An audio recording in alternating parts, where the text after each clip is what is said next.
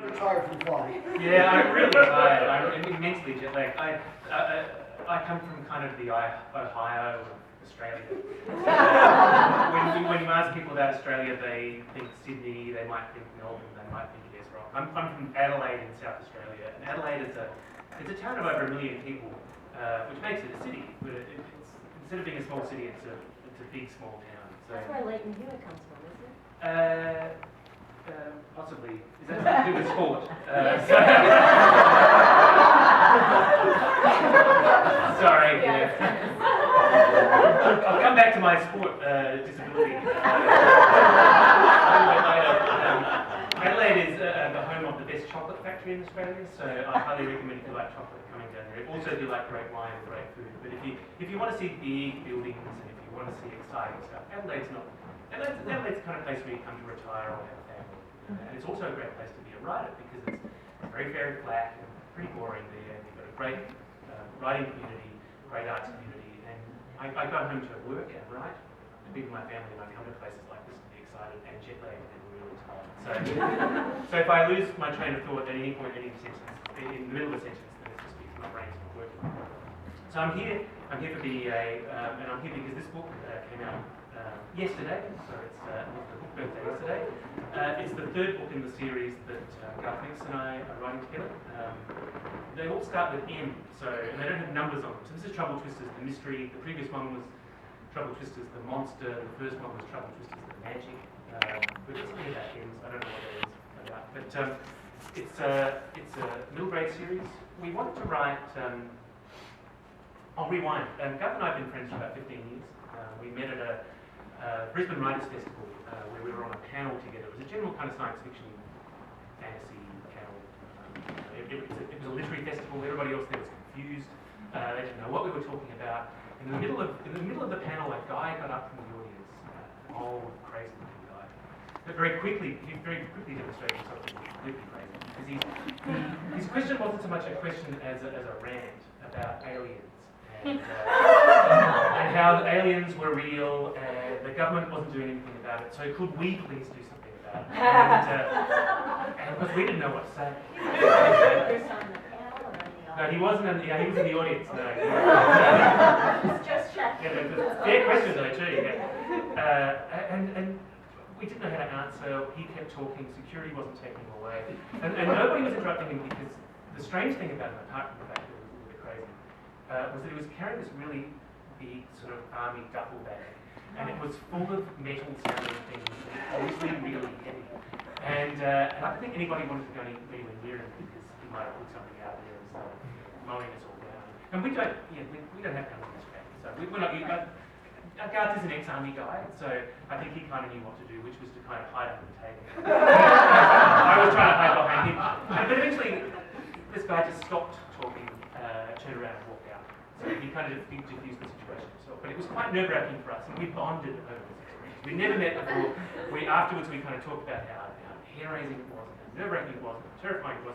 And we became friends then, and friends ever since. And you were at the table as well, or just Garth? It was all a bit of a blur, you know. Time stopped, you know. It was very dramatic. And like a lot of writers, I guess, we've been talking about the possibility of collaborating almost as long as we've been friends, because we like the same kind of books, we were often at the same kind of events, we got on really well, we always talked about ideas, and we thought from very, very, very early on, why don't we write something?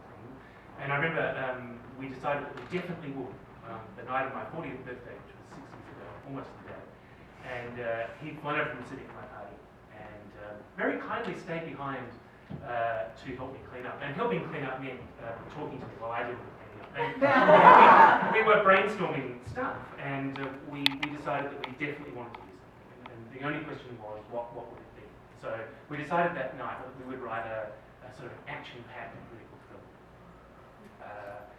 And we sort of kicked that backwards and forwards over the next few weeks by email and whatever. And that didn't go anywhere. And then we thought, well, maybe we'll do a romantic comedy. We'll write a film script, a romantic comedy. And we had a title, and we had a setting, and that didn't go anywhere either. And we thought, maybe what we'll do instead is we'll do a really trashy sci-fi movie, you know, about plants that will take over the world. And that didn't go anywhere. And so eventually we realised that we both write kids' books, we both love kids' books, we both grew up on the same kind of kids' books.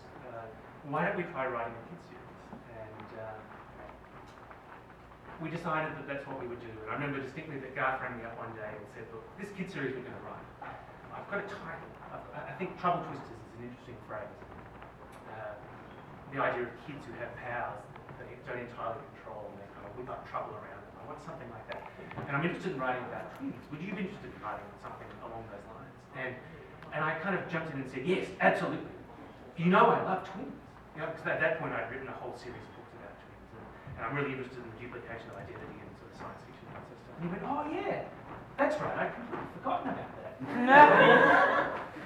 So we started off with those two things, twins and Troubletwisters, and it kind of spiraled out from there, and we started bouncing emails backwards and forwards, and we decided very quickly that we wanted to write a series of books that were like the books we've grown up reading. So we grew up reading Alan Garner. There are certain books that I read every year. Alan Garner's Wheatstone and Brazilian, Susan Cooper's Dark is Rising, Ursula Le Guin's Wizard of Earth. These are classic novels that are so timeless and so brilliant that kids will read them, I hope, forever.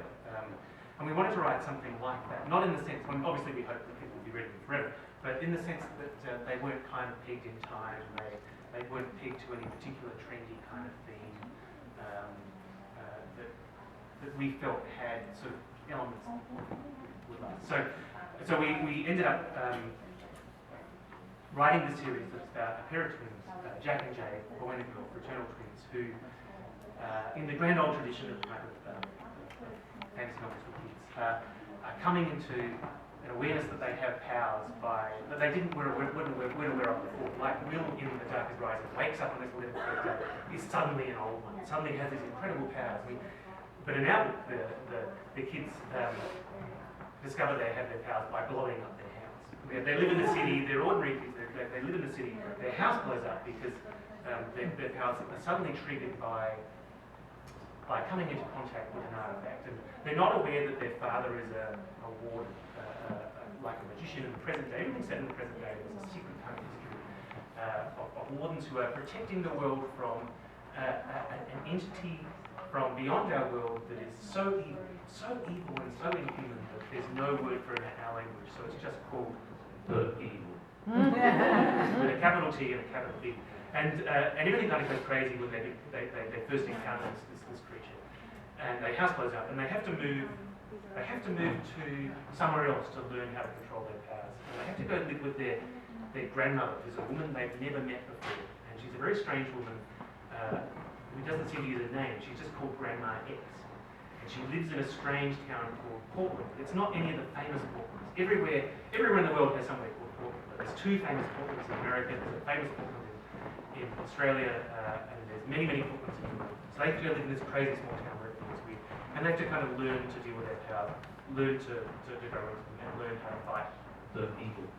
So it's kind of a classic coming of age story, and it's been enormous fun to write. My job is kind of to do the first draft, so I don't like stopping. And we don't bounce chapters back and forth. We've both got our own careers. So while I'm doing the first draft, Garth is doing something else. And while he's writing the second draft, I'm off doing my own thing. So I'm kind of throwing in jokes that I think will make Garth laugh. And then when it comes back to me, because we bounce the drafts backwards and forwards until done, my tiny little clips have become these enormous comedic sequences. Or they've been cut completely so they couldn't. So it's the great thing about collaborating, you never know what's going to come back. So they've been enormous fun. Kids seem to love them. We love writing them. I hope everybody here hasn't read them. You'll enjoy them too. The other book I wanted to very quickly talk about, because I'm jet lagged and because the trip here was 28 hours in the plane. It was non-stop. It was awful. I've got a new series coming out later in the year. It's a young adult series called Twin Maker, and the premise of this book is really hard caught up on the twins. Sorry? Really hard caught up on the twins. Oh yeah, it doesn't actually have any twins in it, but it's about matter transmitters. And everybody knows what matter transmitters are, and I think everybody, it's like Star Trek. You kind of push a button and you're beamed up somewhere else. And this is my great dream, I wish I could have been home like 2 hours ago and just beamed in here. I would have been awake and then gone back home afterwards. And I think home is like 7:30 in the morning or something like that.